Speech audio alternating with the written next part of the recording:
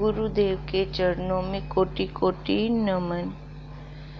श्री योग वशिष्ठ के उपशम प्रकरण में चल रहा था कि कल राम जी ने वशिष्ठ जी से एक प्रश्न किया था कि एक समाधि किसको कहते हैं और ये कैसी होती है भी, उसमें जो मेरा चित्त जो फुरता है मैं उसको स्थित कैसे करूं, उसके लिए मेरे को बताइए। तो वशिष्ठ जी ने एक प्रसंग उनको बता रहे थे जो सूरध राजा का था कि जब वो प्रबुद्धवान हुआ था भी कैसे हुआ था और उसका मित्र कौन था। परध नाम का उसका एक मित्र था जो कि ज्ञानवान था और वो घूमते घूमते जब उसके वो भी राजा था, वो जब उसके राज्य में अकाल पड़ा तो वो घूमते घूमते सूरध अपने राजा मित्र के पास वो चला गया और उसने अपनी स्थिति का वर्णन किया सारा। आज सूरध अपनी स्थिति का वर्णन कर रही हैं। वो कह रही हैं ईश्वर की नीति जानी नहीं जाती, सुख से दुख हो जाता है और दुख गए से सुख हो जाता है। संसार की दशा आगमा पाई है, कभी एक जैसी नहीं रहती। संयोग का वियोग होता है और वियोग का संयोग होता है। तैसे ही तुम्हारा हमारा भी संयोग का वियोग हो गया था और अब फिर वियोग का संयोग हुआ है। बड़ा आश्चर्य है, ईश्वर की नीति अद्भुत रूप है। सूरध बोले, हे देव, परमात्मा देव की नीति जान नहीं सकते। वह महागंभीर विस्मय में देने वाली और दुर्ज्ञात है। देखो, वाकई परमात्मा की नीति को हम जान सकते हैं। बच्चे ने पैदा होना है वो तो हमें पता चल जाएगा कि 9 महीने बाद इसने पैदा होना है, पर अंत कब है इस जीव का, जो इसका ये ग्रंथ रूपी प्रारब्ध मिली है, ये इसकी अब समाप्ति कब है, ये तो पता नहीं चलता कि अब इसका ये लास्ट पेज कब आ गया, बस खत्म हो गया इसका ग्रंथ। अब वो उसने अपने हाथ में रखा है। इसलिए कह रही हैं ये बड़ी विस्मय में और देने वाली एक दुर्ज्ञात अवस्था है ये, जिसको परमात्मा ने अपने हाथ में रखा है। तुम्हारा हमारा वियोग हुआ तब दूर से दूर जा पड़े। तुम कहाँ थे और हम कहाँ थे, अब फिर इकट्ठे हुए हैं। देव की नीति आश्चर्य रूप है। तुमने जो मुझसे कुशल पूछी सो तुम्हारा आना ही पुण्य है। उससे मैं परम पावन हुआ हूँ और तुम्हारे दर्शन से सब पाप नष्ट हो जाते हैं। आज हमारे पुण्य का फल लगा है। जो तुम्हारा दर्शन हुआ और जो कुछ यश संपदा है वह सब आज प्राप्त हुई है। हे भगवान, संतों का आना मधुर अमृत की न्याय है। जैसे अमृत झरने से निकलता है, तैसे ही तुम्हारे दर्शन और वचनों से परमार्थ रूपी अमृत मिलता है, जिसको पाकर जीव निर्भयता को प्राप्त होता है। संतों का मिलना परम पद के तुल्य है, इसलिए हम परम शुद्धता को प्राप्त हुए हैं। अब देखो, आपस में दोनों मित्रों की वार्तालाप चल रही है। इति श्री योग विशिष्ट उपशम प्रकरणे सूरध परद सन्मार्ग वर्णन नाम 54 सर्गा समाप्त। वशिष्ठ जी बोले, हे राम जी, इस प्रकार जब वे पूर्व वृत्तांत कर रहे थे, देखो जब दो मित्र आपस में मिलते हैं ना बहुत दिनों के बाद, तो वो पहले की अवस्था को याद करते हैं। अब वो भी पूर्व वृत्तांत कर रहे थे। तब फिर परद बोले, हे राजन, समाहित चित्त इस जंजाल में जो जो कर्म करता है सो सुख रूप होता है। संकल्प से रहित जो परम विश्राम और परम उपशम समाधि है, उसमें अब तुम स्थित हो। वो अब वो परद राजा कैसे थे? अपने स्वरूप में स्थित थे, क्योंकि उन्होंने 1000 सहस्त्र वर्ष तप किया था और खाली सूखे पत्ते ही खाए थे। अब तप के प्रभाव से उनके अंदर ज्ञान स्वतः ही आ गया था। अब वही परद राजा बोल रही हैं कि समाहित चित्त इस जगजाल में जो जो कर्म करता है, मतलब गुण साम्य अवस्था से खाली समभाव से जो कर्म करता है तो वो कैसे होते हैं? सुखदायक होते हैं। और संकल्प से रहित जो परम विश्राम और परम उपशम समाधि है, उसमें अब तुम स्थित हो। भी तुम्हारा अंतःकरण अब शुद्ध हो चुका है। तुम्हें अब किसी से न राग है न द्वेष है। तो अब वो कह रही हैं, अब अपनी उपशम समाधि में स्थित हो। उपशम समाधि किसको कहते हैं? जो संकल्प विकल्प से रहित होती है। सूरद बोले, हे भगवान, तुम ही कहो कि सब संकल्पों से रहित परम उपशम समाधि किसको कहते हैं? और यदि तुम मुझको पूछो तो सुनो। अब वो क्या कह रहे हैं? जितना मैं जानता हूँ वो मैं आपको बता देता हूँ। जो ज्ञानवान महात्मा पुरुष हैं, वे चाहें तुश्रीम रहें अथवा व्यवहार करें। असमाहित चित्त कदाचित वो नहीं होते। चाहे वो व्यवहार भी कर रहे हैं ना, तो भी उनकी स्थिति कहाँ होती है? अपने स्वरूप में होती है। हे साधो, जिनका नित्य प्रबुद्ध चित्त है, वे जगत के कार्य भी करते हैं पर आत्म तत्व में स्थित हैं, तो वह सर्वदा समाधि में स्थित है।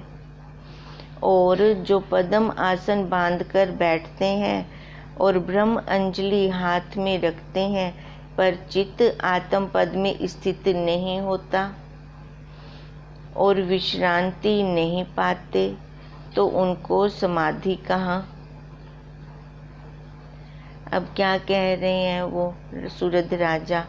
अब सूरद राजा कह रहे हैं कि जिनका चित्त अपने स्वरूप में स्थित है, भले वो व्यवहार कर रही हैं, गृहस्थ आश्रम में भले सारा व्यवहार कर रही हैं, पर मन में एकाग्रता है, एकाग्र चित्त होकर, एक निष्ठ होकर अपनी गुरु की पूजा करते हैं, तो उनकी समाधि है।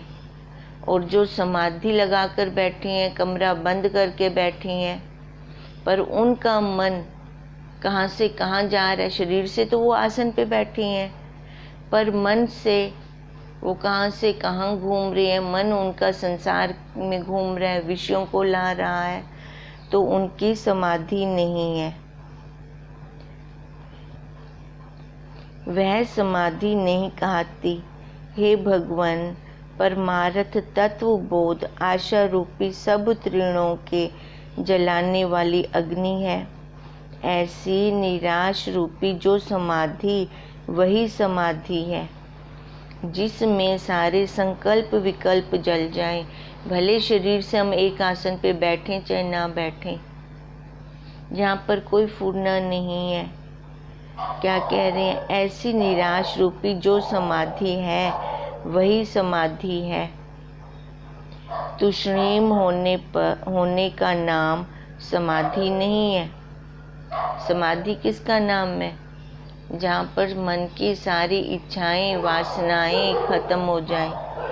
हे साधो, जिसका चित्त समाहित, नित्य तृप्त और सदा शांत रूप है, और जो यथा भूतार्थ है, अर्थात जिसे ज्यों का त्यों ज्ञान हुआ है और उसमें निश्चय है, वह समाधि कहलाती है।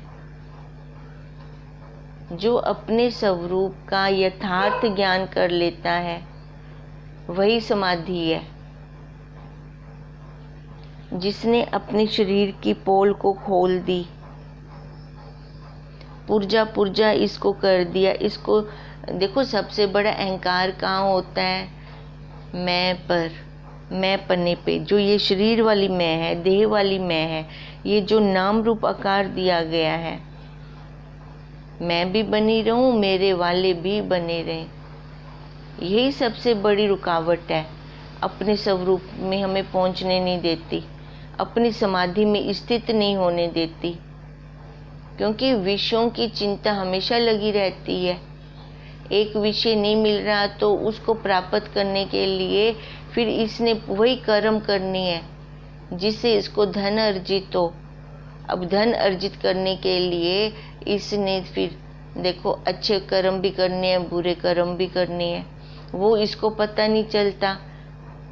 वो जीव इन कर्मों के बंधन में फिर बंधता जाता है। अब समाधि किसको कह रहे हैं? जिसको अपने स्वरूप का ज्ञान हो जाए, ज्यों का त्यों उसको ज्ञान हो जाए और उसी ज्ञान में उसका निश्चय हो। देखो, हमें ज्ञान तो हम सबको है, पर दृढ़ता कब है? जब कोई परिस्थिति आए तो फिर उस टाइम हम ये नाम रूप आकार बन जाते हैं, या फिर हम अपने वो उस परिस्थिति को काट देते हैं कि ये तो भी इसकी प्रारब्ध में थी। जो इसका ग्रंथ लिखा पड़ा है प्रारब्ध का, रोज हमारा एक एक पेज खुलता है। अब उस पेज में कैसे फल हैं? खट्टे मीठे, सुख दुख वाले, पाप पुण्य वाले। तो हम उन दोनों को देखने वाले हैं, या फिर हम उन परिस्थितियों में लय हो जाते हैं, दुख को भी खा रहे हैं और सुख को भी खा रहे हैं। फिर तो हम ये जीव बन गए, हम ये इस शरीर से उठे ही ना। वो हमारी समाधि नहीं है। समाधि किसको कहे? जिसका निश्चय पक्का हो कि मैं ये देह नहीं हूँ। ये जो नाम रखा गया है इस देह का, इसकी पहचान के लिए है, ये मेरा नहीं है। अब यही राजा सूरद बता रही हैं। जिसे ज्यों का त्यों ज्ञान हुआ है और उसमें निश्चय है, वह समाधि कहलाती है। तुश्रीम होने का नाम समाधि नहीं। वाणी से तो चुप हो जाए पर अंदर मन चल रहा हो तो। जिसके हृदय में संसार रूप सत्यता का शोभ नहीं है, जो निरअहंकार है और अन उदय ही उदय है, वह पुरुष समाधि में कहलाता है। ऐसा जो बुद्धिमान है वह समेरु से भी अधिक स्थित है। हे साधो, जो पुरुष निश्चिंत है, जिसका ग्रहण और त्याग बुद्धि, जिसकी ग्रहण और त्याग बुद्धि निवृत्त हुई है, जिसे पूर्ण आत्म तत्व ही भासता है, वह व्यवहार भी करता दृष्ट आता है तो भी उसकी समाधि है। भले वो हमें व्यवहार करता हुआ दिख रहा है, सारा कुछ, सारे रोल अपना रहा है, पर उसकी स्थिति कहाँ है? अपने स्वरूप में, तो उसकी समाधि है। देखो, एक जगह वो गया है जहाँ पर किसी की देह का अंत हुआ है, जिसकी देह शांत हुई है। अब वहाँ पर सारे रो रहे हैं। अब वो ज्ञानवान पुरुष है, अब वो क्या करेगा? उसको तो पता है ना कि जितनी इस शरीर की प्रारब्ध थी उतना इसने भोगना था, उससे एक क्षण भी ज़्यादा इसको श्वास नहीं आ सकती। वो सारी इन बातों को वो जानता है, पर उस अवस्था में, उस माहौल में वो हंसेगा तो नहीं, जहाँ पर सारे रो रहे हैं। पर अंदर से तो वो सचेत होगा। जैसा वहाँ का माहौल होगा वैसे ही वो सारी लीला करेगा, पर अंदर से उसको अपनी पूरी दृढ़ता होगी। अब व्यवहार करता हुआ भी वो समाधि में है। ऐसा जो बुद्धिमान है वह सुमेरु से भी अधिक स्थित है। हे साधो, जो पुरुष निश्चिंत है, जिसका ग्रहण और त्याग बुद्धि निवृत्त हुई है, जिसे पूर्ण आत्म तत्व ही भासता है, वह व्यवहार भी करता दृष्ट आता है तो भी उसकी समाधि है।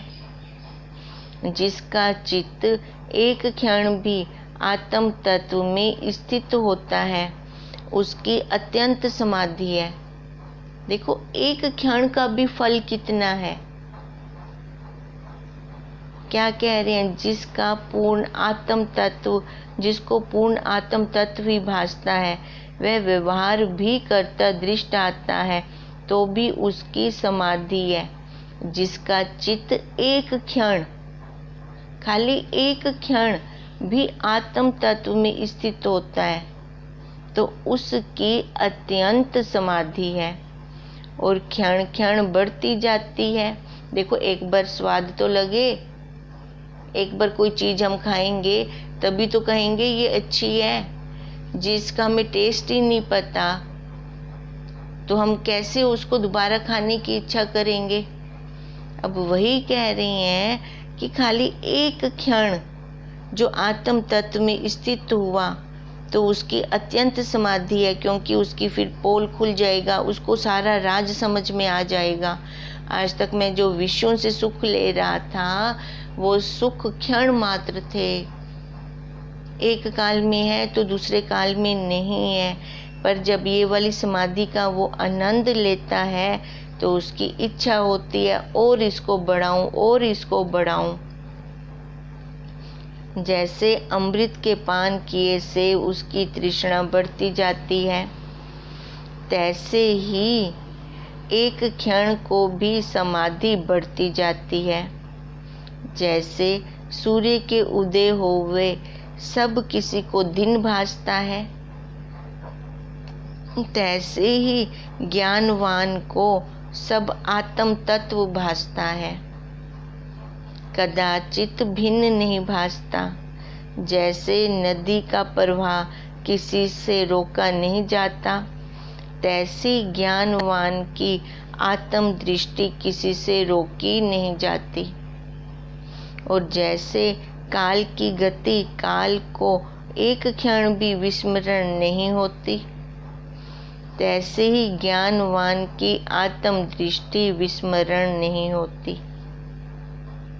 देखो, जब किसी स्त्री की सगाई हो जाती है, लड़की की सगाई हो जाती है, तो वो भाव उसको कभी विस्मरण होता है? भले ऊपर ऊपर ना हो,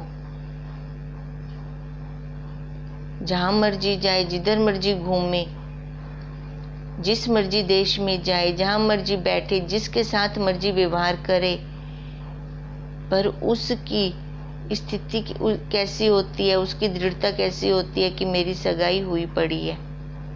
कोई पूछे भी तेरे लिए लड़का देखें तो वो झट से बोल पड़ती है, अरे मेरी तो सगाई हो गई। तो उसकी कैसे अंदर से दृढ़ता होती है? ऊपर ऊपर भी नहीं रखी होती, बार बार याद भी नहीं कर रही होती, पर अंदर से दृढ़ता भी पूरी है। अब ऐसे ही जो ज्ञानवान होते हैं वो बार बार रटते नहीं है एम ब्रह्मस्मि एम ब्रह्मस्मि, सारा व्यवहार करते हैं, हर जगह आते जाते हैं, पर उनको अपने स्वरूप में दृढ़ता पूरी होती है। जैसे चलने से ठहरे पवन को अपना पवन भाव विस्मरण नहीं होता। पवन चाहे चले चाहे ठहरे, है तो पड़ी।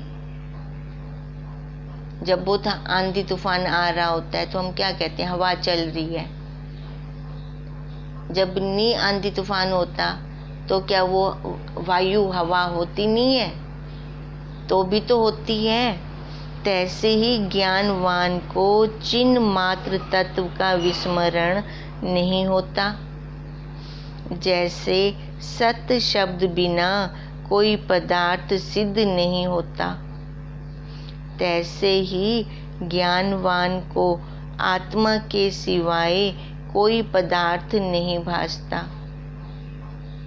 ज्ञानवान को और कुछ दिखता ही नहीं है, क्योंकि वो कण कण में तो व्यापक है। कौन सी ऐसी जगह है जहां पर वो ना हो? वो जो ज्ञानवान नहीं है ना, उसमें भी वही है। वो सर्वव्यापक है, तभी उसको कहा सर्वव्यापक, विभू, निसंग, किसी के साथ मिलता नहीं है। जैसे आकाश है, ऐसी वो अपनी आत्मा है। तैसी ज्ञानवान को आत्मा के सिवा कोई पदार्थ नहीं भासता। जिस ओर ज्ञानवान की दृष्टि जाती है उसे वहाँ अपना आप ही भासता है। जैसे दर्पण के मंदिर में सर्व और अपना ही मुख भासता है। मंदिर में दर्पण लगा और जाए, चारों तरफ से शीशे शीशे हो, जहाँ से मर्जी देख लो, अपना मुख ही दिखाई देगा। जैसे उष्णता बिना अग्नि नहीं, शीतलता बिना बर्फ नहीं, क्योंकि ये उनका स्वभाव है। बर्फ से हम शीतलता अलग नहीं कर सकते, मिर्च से उसकी तिखाई हम अलग नहीं कर सकते, अग्नि से हम उसकी उष्णता अलग नहीं कर सकते। ये उसका स्वभाव है। और श्यामता बिना काजल नहीं होता, तैसे आत्मा बिना जगत नहीं होता।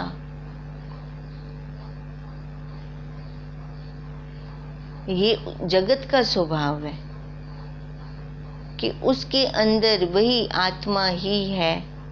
हे साधो, जिसको आत्मा से भिन्न पदार्थ कोई नहीं भासता, उसको उत्थान कैसे हो? उसके लिए तो और कुछ दूसरा है ही नहीं, तो उसका उत्थान कैसे किए? उसका तो पहले ही हुआ पड़ा है। मैं सर्वदा बोध रूप निर्मल और सर्वदा सर्व आत्मा समाहित चित्त हूँ। इससे उत्थान मुझको कदाचित नहीं होगा। मैं हूँ ही वही स्वरूप। जब नमक की पुतली समुद्र की थाल लेने गई तो उसमें मिल गई, वो वापस आकर मेरे को बता सकती है कि समुद्र कितना गहरा है? वो तो वही रूप हो गई, वो एक में एक हो गई। अब वो कैसे आएगी मेरे को बताने के लिए? अगर बताने आती है तो इसका मतलब वो मिली नहीं। अब ऐसे ही वो सूरज राजा कह रही हैं कि मैं तो हूँ वही, तो उत्थान कैसे हो? अब जब मिल गया उसके साथ, फिर बताने थोड़ी आऊँगा कि अब मेरा उत्थान हो गया। मैं सर्वदा बोध रूप निर्मल और सर्वदा सर्व आत्मा समाहित चित्त हूँ। इससे उत्थान मुझको कदाचित नहीं होगा। आत्मा से भिन्न मुझको कोई नहीं भासता। सब प्रकार आत्म तत्व ही मुझको भासता है। हे साधो, आत्म तत्व सर्वदा जानने योग्य है। सर्वदा और सब प्रकार आत्मा स्थित है, फिर समाधि और उत्थान कैसे हो? जो उससे अलग होगा उसके लिए उत्थान होगा ना।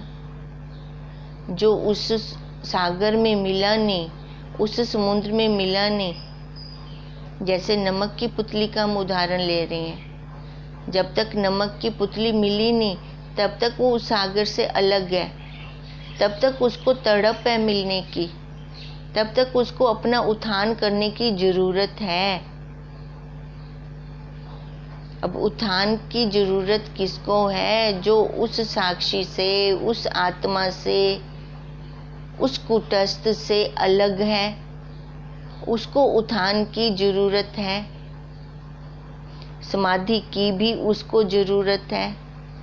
जो उसके साथ मिल गया है तो उसको समाधि की भी जरूरत नहीं है, उत्थान की भी जरूरत नहीं है, क्योंकि वो तो एक रूप हो गया है। तभी हम गुरु वंदना में भी ये प्रार्थना करते हैं, चलते चले फिरे लक्ष्मी मिले, बैठे आत्मा राम। अब बैठे बैठे जब तक हम बैठे हैं तब तक तो आत्मा राम मिलेगा। अब अगर हमें व्यवहार करना है फिर तो हमें उठना पड़ेगा ना। अब असली समाधि किसकी है? चलते में जो बैठा रहे,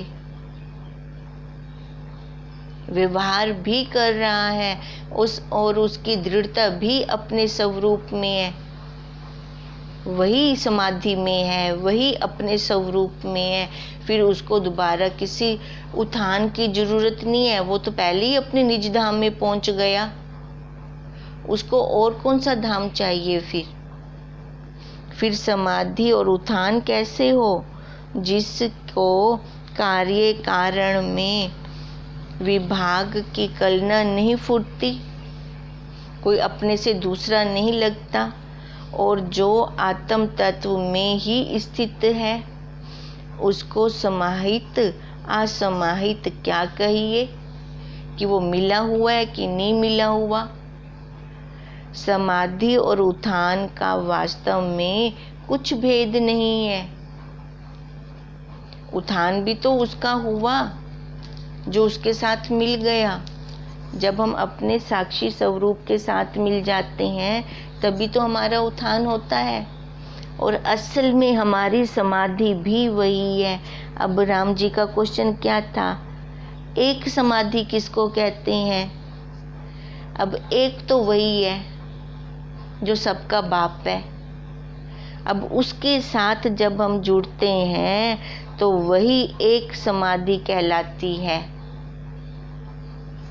वही एक निष्ठ है। फिर उसमें उत्थान कैसे? जब पहले ही उत्थान हुआ पड़ा है तो और उत्थान कैसे होगा? फिर उसको समाहित असमाहित क्या कहिए। समाधि और उत्थान का वास्तव में कुछ भेद नहीं।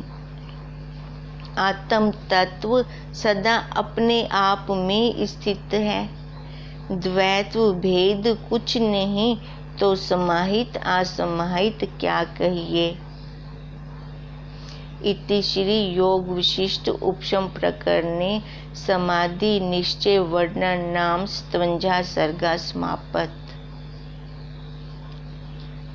देखो आज ये सूरत राजा ने ये सारा वृतांत बताया है। समाधि किसको? क्योंकि वो भी तो ज्ञानवान था, सूरत राजा भी तो। अब राम जी का जो क्वेश्चन था, एक समाधि किसको कहते हैं और कैसे होती है, आज उसका आंसर दिया है। हरिओम तत्सत, हरिओम तत्सत, हरिओम तत्सत।